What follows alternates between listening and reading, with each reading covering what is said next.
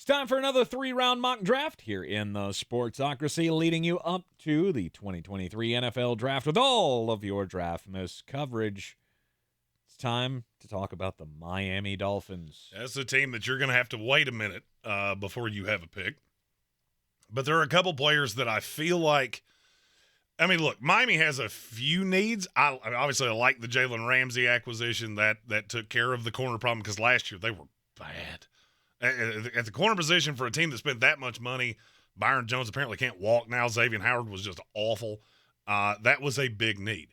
You got Raheem Mostert back. You got Jeff Wilson back.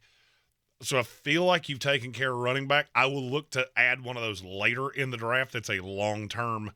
There's just not a lot of difference once you get past. There's the top two, a handful of others that are really scheme-specific, and then there's a bounty in day three. So I will look for a running back there.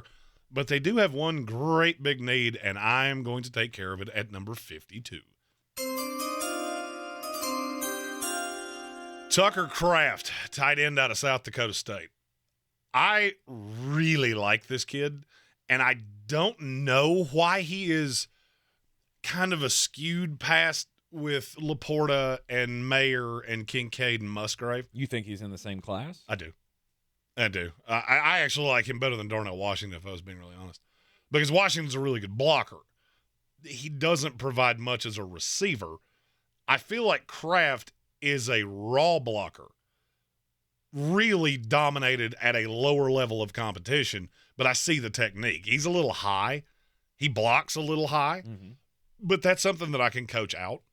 If there's a player in this draft that can turn into the George Kittle, which is Mike McDaniel, if you asked him, what am I looking for? I would love to have a George Kittle clone that can come in, run the wham block, and be that dynamic pass catcher. It's Tucker Kraft. Okay.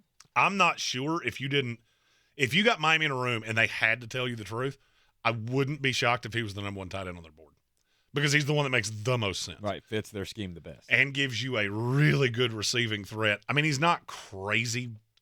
He's not the super freak athletically. He's a 4'7" guy at 6'5", 255. I mean, is he going to blaze by you? No. But can he go get you catches when you need them? Can he block well enough to provide what it is you're looking for? The answer, he checks every one of those boxes.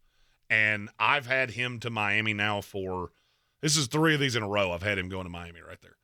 And I think this is a perfect landing spot. There's going to be a run on tight end. He's probably the 6th one taken at, 55 overall? 52 overall. 52. And yes, before anybody says, we are counting the pick that you forfeited. So we will not be doing that moving forward because I'm getting tired of answering it. Yep. In the 3rd round, they got pick number 85. This is a little bit of three-dimensional chess. All right? Okay. Because I feel like Miami has, with Jalen Ramsey, with Xavier Howard. Xavier Howard's the one. Cater Kohu was the one I was looking for. I really like what I saw out of him last year. I'm not sure Xavier Howard hasn't just completely jumped the shark. Do you know how old he is? 31. He's 30. He's 30 years old. And we've talked about this with receivers. We've talked about it with running backs. You don't see a lot of 30-plus-year-old corners in this league, especially as it gets faster. I'm not sure Xavier Howard is a long-term solution in Miami. I could see him being a cap casualty in much shorter order than people think, which is why with this pick in the 3rd round, I take Clark Phillips III, corner out of Utah. Is he going to provide you a ton immediately? He can. He could be your starting slot guy. And if anything happens to Jalen Ramsey or Xavier Howard, he now fills that slot role.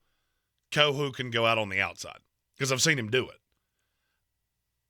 Is it their biggest need? No. But if you look at what Miami needs, I would love to have an edge guy. Not one there. I'd love to have a linebacker. Not one there. And not one that you're not just grossly overdrafting. Interior lineman, you just missed a run. This is a kid that should not be on the board at 85. And he's too talented, and he can fill a need. And maybe I'm going three-dimensional chess here where I'm trying to fill a need that's not actually a need yet. But you tell me I've got Kohu, Jalen Ramsey, and Clark Phillips. I feel like I can deal with Josh Allen. I can deal with Aaron Rodgers. I was going to throw New England in that, but, well, of quarterback to the level of the other two. And as a Jet fan, that felt really good for me to say. I just feel like this is the best use of your draft capital. And Miami doesn't have a ton of picks. So if you start reaching on guys, this can be one of those classes where you just go, holy shit, what were we doing?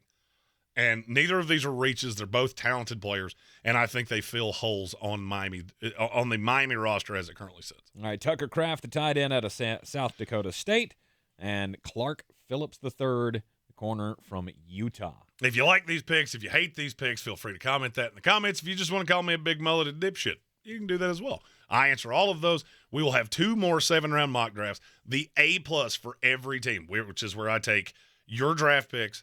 I go through all 7 rounds. It's in a vacuum. So this is the guys you're interested in. It doesn't matter. Some guys are used in more than one video. This is, if I was giving an A+ to your draft, this is what it would look like. Mm-hmm. Then we have my projection for the 7 rounds of the 2023 NFL draft that will come out the week of the draft before we cover every pick live right here. Like this video, share it with your friends as well. Subscribe to the channel to get all the Draftmas season content. And, of course, all 3 days of the draft will be live right here in the Ingles studio. I'm Tank Spencer. He's Jeremy Greene. We'll see you next time.